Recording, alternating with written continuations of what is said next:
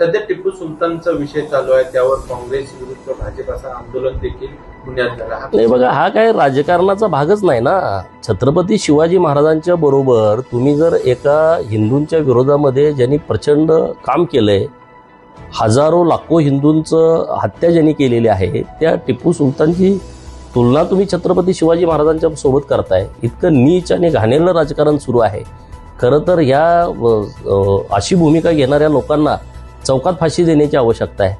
तुम्ही मताच्या राजकारणासाठी कुठं चाललाय? तुम्ही कुठल्या लेवलला तुम्ही चाललाय? छत्रपती शिवाजी महाराजांच्या सोबत तुम्ही अशा नीच प्रवृत्तीच्या लोकांची तुलना करता आणि परत त्याच्यावरती आंदोलन करता, समोरासमोर येता.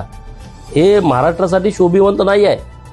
राजकारण आता इलेक्शन होऊन गेली, इलेक्शन आता 2029ला आहेत. कशासाठी तुम्ही अशी स्टेटमेंट करताय? कारण काय?